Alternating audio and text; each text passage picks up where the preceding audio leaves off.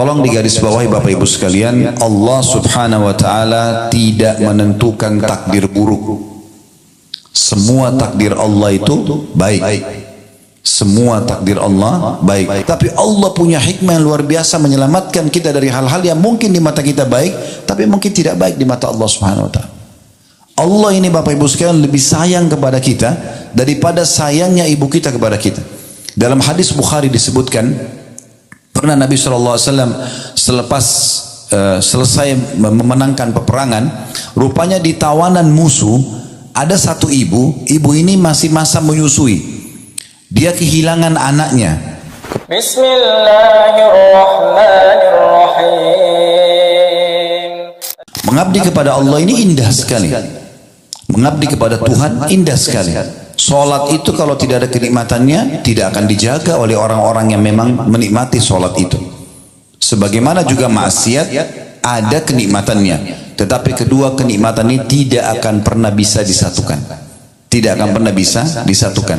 Kalau orang sudah menikmati sholat, dia sudah komitmen menjaga setiap azan dia sholat misalnya, dia jaga 5 waktu sholat itu, maka pasti kenikmatan lawannya, yaitu meninggalkan sholat, akan hilang dari dia. Bahkan dia akan mengatakan, kenapa orang itu nggak sholat ya, sayang benar. Begitu juga sebaliknya, kalau orang meninggalkan sholat, dia merupakan maksiat kepada Allah, maka kenikmatan sholatnya akan hilang. Oleh karena itu Bapak Ibu sekalian, kita harus betul-betul kembali kepada tujuan utama kita diciptakan, dan kemudian kita mengejar apa yang Allah janjikan sepanjang hidup kita. Itu target dalam kehidupan. Mulai sekarang ke depannya tidak lagi kelalaian yang kita lakukan. Semuanya kita harus tahu detik demi detik ini bermakna atau tidak. Sebagian ulama salaf itu sampai Bapak Ibu sekalian, kalau mereka masuk ke WC, mereka menyuruh anak mereka untuk membaca kitab di depan pintu WC agar dia tidak sia-sia. Karena di WC nggak bisa berzikir, tapi dia tidak mau ada detik-detik masa hidupnya yang lewat tanpa ada ibadahnya. Yang penting dia dengar ilmu supaya ada faedahnya. Sampai seperti itu. Apalagi kalau mereka sedang tidak di WC, mereka akan terus tersibukkan dari ilmu ke ilmu. Mungkin nama Imam Nawawi rahimahullah tidak asing buat kita. Belum meninggal di umur 39 tahun, belum 40 tahun sudah meninggal. Tapi siapa yang tidak kenal karya Imam Nawawi rahimahullah? Beliau dalam satu hari belajar di 13 guru dengan membahas 13 kitab yang berbeda. Artinya kalau Bapak Ibu hadir di pengajian seperti ini 1 jam misalnya, itu berarti satu tema. Imam Nawawi satu hari 13 kitab di 13 guru yang berbeda. Jadi dari pagi sampai malam sibuk dengan ilmu. Tidak ada waktu untuk hal-hal yang selain tujuan hidupnya. Belajar agama supaya dia tahu panduan hidupnya, kemudian dia mengerjakan apa yang diperintahkan dan meninggalkan apa yang dilarang. Itu orang yang memahami tentang masalah tujuan hidupnya. Orang yang memahami tujuan hidup ini juga akan mengetahui tentang masalah takdir, keputusan Allah Subhanahu wa taala. Karena kita sedang membahas tema pilihan Allah terbaik, maka kita tidak pasti luput membahas masalah takdir. Tolong digarisbawahi Bapak Ibu sekalian, Allah Subhanahu wa taala tidak menentukan takdir buruk. Semua takdir Allah itu baik. Semua takdir Allah baik. Allah menentukan semuanya dengan hikmahnya. Jadi cara memahaminya adalah semua Allah catatkan baik, walaupun itu buruk di mata seorang hamba. Misal contoh, Bapak Ibu rasa setiap hari lapar kan? Rasa haus, rasa capek. Siapa di antara kita yang tidak pernah sakit misalnya? Tapi mungkin di mata manusia itu tidak enak, karena kalau ditanya apakah Anda mau lapar, Anda akan katakan tidak. Mau haus, Anda akan katakan tidak. Mau capek, Anda katakan tidak. Tetapi kalau kita lihat dengan kacamata agama, secara spiritual atau secara keimanan, maka kita akan faham ternyata semua itu dengan takdir yang luar biasa dari Allah Subhanahu wa taala baik. Karena dengan lapar akan nikmat seseorang itu makan, dengan haus akan nikmat seseorang itu minum, dengan capek akan nikmat seseorang itu istirahat. Coba bayangkan Bapak Ibu sekalian, kalau kita sudah kenyang, habis makan 2 piring makanan misalnya, sudah sangat kenyang, lalu ditawarkan lagi ayam goreng, kambing bakar, masih mau makan kira-kira? Enggak. Tapi kalau kita lagi lapar, walaupun nasi sama sambal sama tempe saja lahap sekali makannya. Tapi orang sering memandang dengan mata dia, lapar itu jelek. Padahal sebenarnya itu adalah takdir Allah yang sangat baik.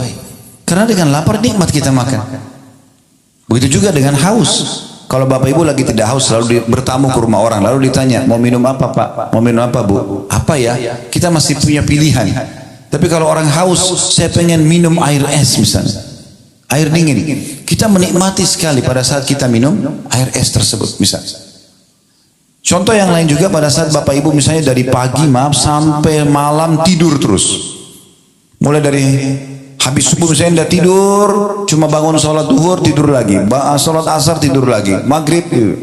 Terus malam bapak ibu disuruh tidur lagi. Kira-kira bisa tidur gak? Enggak kan? Baik, kalau bapak ibu sudah aktivitas dari pagi, sangat letih, maksimal waktunya sampai malam. Begitu malam kita ngantuk, tidur, walaupun cuma sejam 2 jam, nikmatnya luar biasa. Berarti capek itu perangkat untuk menikmati tidur itu. Karena orang kalau tidak capek, nggak lelap tidurnya. Banyak orang menganggap capek itu tidak baik. Sakit misalnya. Siapa di antara kita tidak pernah flu, demam, keselio? Semua orang merasakan. Kalau bapak ibu sendirian yang rasakan, mungkin anda bisa anggap itu sebuah azab. Tapi kan semua orang rasakan. Ada di sini jemaah sekalian yang belum pernah flu. Saya mau kasih mikrofon untuk sampaikan pengalamannya. Kalau selama hidup nggak pernah flu, nggak pernah demam. Baik, mungkin itu sudah umum. Ada nggak di sini yang belum pernah digibah oleh orang? Selama hidup nggak pernah digosipin, nggak pernah difitnah. Ada? Kalau ada, tolong naik ke sini sampaikan pengalamannya. Artinya itu standar kan? Semua orang merasakan. Lalu apa hikmahnya? Kenapa harus ada ujian ini? Supaya kita tahu nikmatnya lawannya. Misalnya kalau sakit kita tahu nikmatnya sehat. Di saat kita lagi meriang, hikmah Allah subhanahu wa ta'ala sebagai takdir yang baik di situ. Kalau kita lagi sakit meriang, di depan kita ada orang yang sehat lagi minum air es, air dingin. Kita akan mengatakan enak benar ya pada saat kita sehat. Jadi kita bisa menilai itu. Karena manusia kalau tidak dikasih rambu-rambu seperti ini, dia akan lost control. Dia akan lupakan semua nikmat ini. Maka ujian-ujian yang datang justru untuk mendatangkan penilaian positif terhadap nikmat Allah yang sedang Allah berikan kepada kita. Ini poin yang harus kita ketahui teman-teman sekalian. Dan cukup banyak pendapat-pendapat ulama, dalil-dalil yang berhubungan dengan masalah ini. Kalau takdir Allah itu semuanya baik. Di antaranya sabda Nabi SAW yang masyhur, hadis riwayat Muslim, ajaban li amri mu'min, sungguh mengagumkan perkaranya orang-orang beriman. Lalu kata Nabi SAW, inna amrahu kulluhu khair, atau kulluhu khair, semua perkaranya orang mukmin itu baik. Semua dia terasakan takdirnya baik.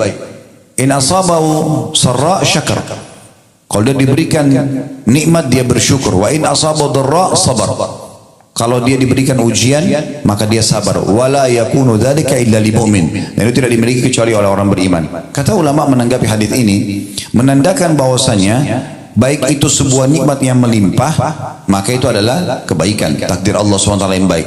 Baik itu sebuah ujian, juga itu adalah takdir yang baik Allah Subhanahu wa taala. Tapi orang beriman yang bisa menilai ini. Bagaimana kita sekarang merasakan dan menilai kalau ujian itu adalah sebuah nikmat? Sakit, diganggu orang, segala macam. Allah Subhanahu wa taala memudahkan Bapak Ibu sekalian agar kesalahan-kesalahan yang kita lakukan ini itu memiliki banyak opsional agar bisa dibersihkan. Karena kan setiap pelanggaran akan ada hukumannya ya. Misal Bapak Ibu kerja di satu perusahaan, maka kalau orang melanggar peraturan perusahaan akan ada hukuman. Kalau mungkin biasa di perusahaan itu SP, surat peringatan 1, SP1, SP2 dan seterusnya. Nah sampai terakhir puncaknya di PHK misalnya, ada hukuman. Nah orang juga kalau melanggar hukum Allah ada hukumannya. Allah memberikan banyak kita opsi supaya hukuman yaitu tidak menimpa kita. Seperti misalnya taubat. Selain taubat datangnya ujian-ujian, sakit, gangguan orang. Ternyata itu menyelamatkan kita dari siksaan nanti di akhirat karena perbuatan kita. Makanya Nabi SAW mengatakan dalam sebuah hadis riwayat Muslim, tidak ada yang menimpa seorang muslim dari letih, tidak ada yang menimpa seorang muslim dari letih, capek, gangguan orang, penyakit, bahkan duri yang menusuk tubuhnya kecuali jadi pengampunan dosa-dosanya. Kalau ada sesuatu yang Bapak Ibu tidak suka terjadi dalam hidup, perhatikan baik-baik. Kalau itu memang menimpa Anda dan tidak umum menimpa orang, biasanya memang disebabkan karena kesalahan kita sendiri. Ada orang sengaja balap-balap, ugal-ugalan, jatuh, patah, tabrakan, lumpuh karena perbuatan dia. Nah, orang banyak menilai juga ini sebagai takdir buruk. Sebenarnya tidak, bukan seperti itu. Bahkan kemahamurahan Sang Pencipta Allah ini luar biasa Bapak Ibu sekalian. Sampai-sampai Allah memberikan kita kebebasan sepenuhnya untuk memilih.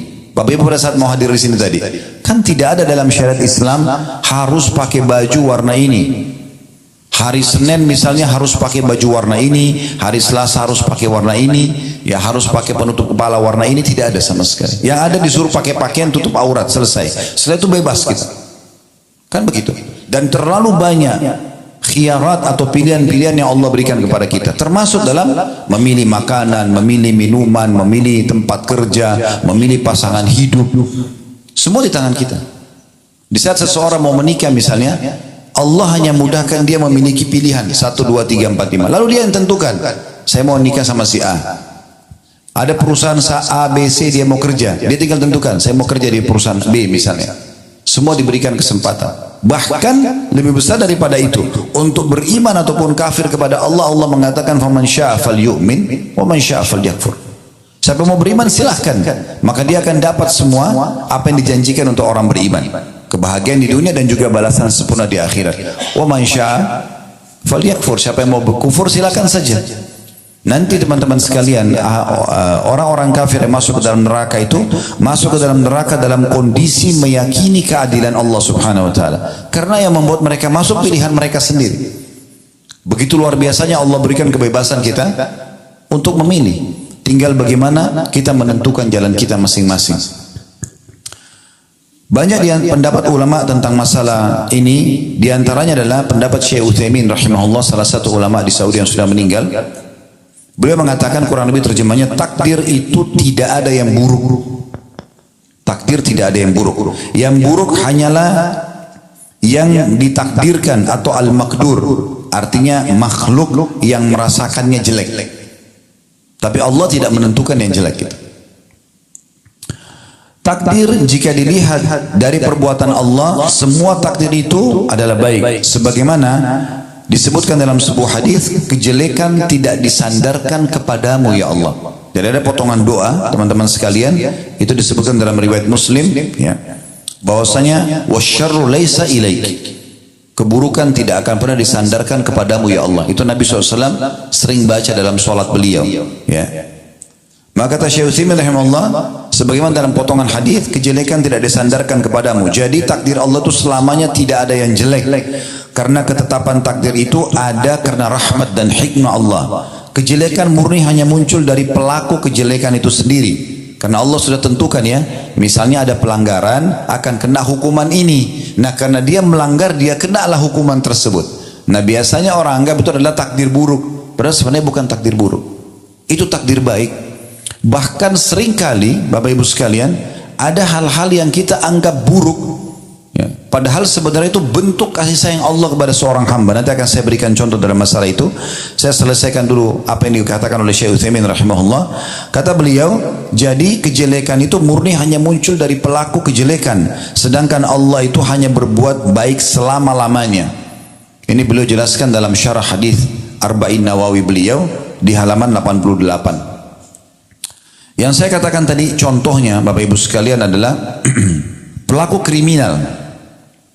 Semua hamba Allah subhanahu wa ta'ala kalau ingin melakukan satu perbuatan kriminal, kriminal ini berarti pelanggaran, bahasa agamanya maksiat, ya, yang Allah sudah tentukan sebagai pelanggaran, berzina, mencuri, membunuh, apa saja, pasti Allah subhanahu wa ta'ala akan berikan kepada dia sinyal rasa khawatir dan takut.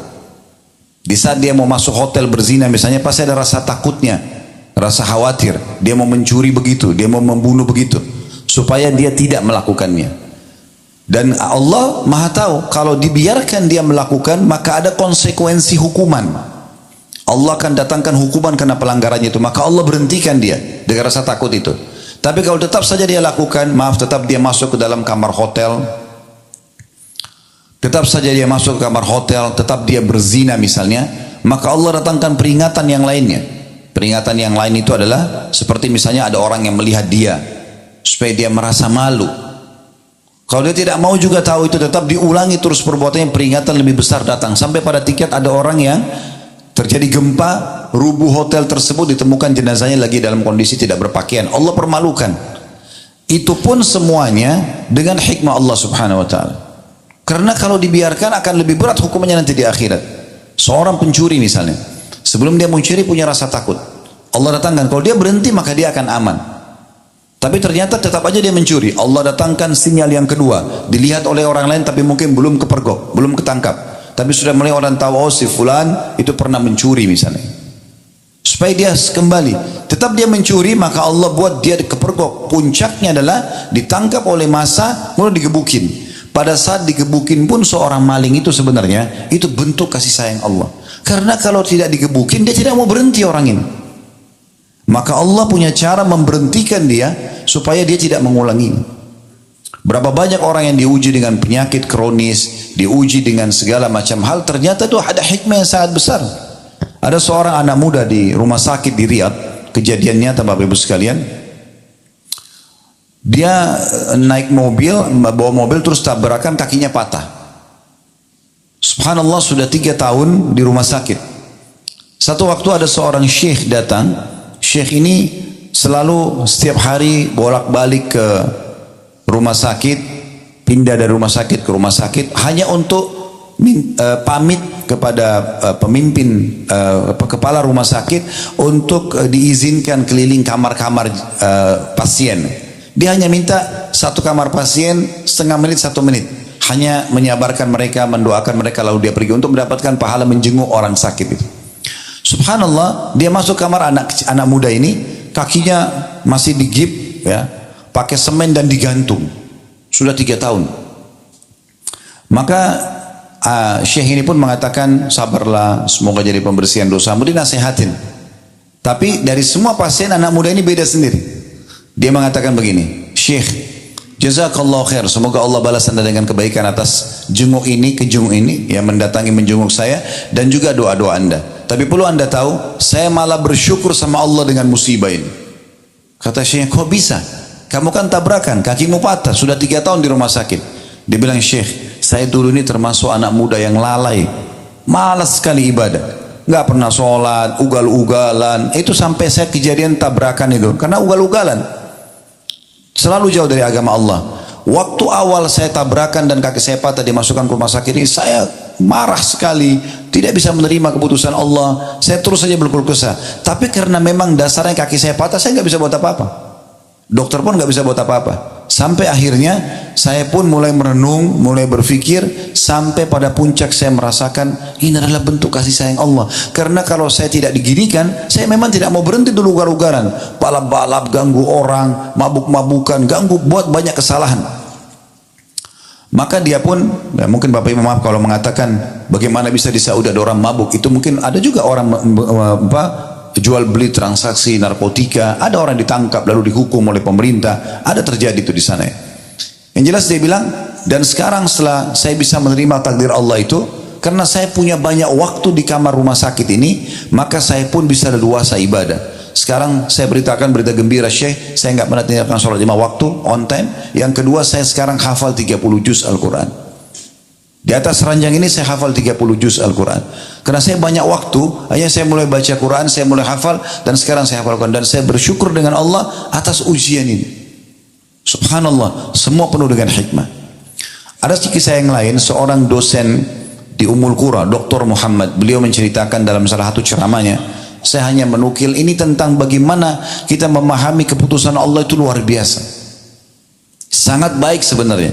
Tapi tinggal bagaimana makhluk ini kita sebagai hamba berhusnudzon, bersangka baik kepada Allah, walaupun buruk di mata kita. Beliau menceritakan tentang seorang sahabatnya melamar seorang wanita. Setelah sepakat, sudah cocok semuanya, ditentukan hari pernikahan.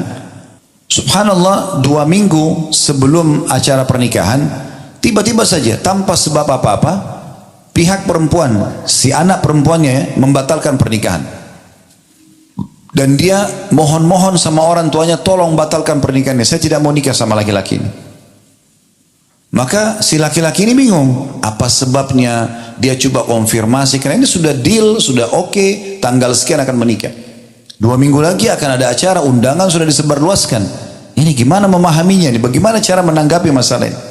Maka dia tanya ke orang tua perempuan itu, mereka bilang kami tidak bisa buat apa-apa. Kami sudah coba ngerayu anak ini, kami sudah jelaskan tentang menjaga nama baik, kami sudah jelaskan pernikahan itu baik dalam agama, tapi tetap aja dia tidak mau. Pokoknya dia minta dibatalin. Kata Dr. Muhammad, beliau mengatakan akhirnya dibatalkan pernikahan tersebut. Dari semenjak pembatalan pernikahan dia bilang, teman saya ini terus berdoa sama Allah. Sekarang satu masjid sholatnya, antara azan iqamah, saya duduk di sebelahnya, yang saya dengar, ya Allah kembalikan wanita ini kepada saya menyukainya, mudahkan pernikahan kami, minta semua kebaikan.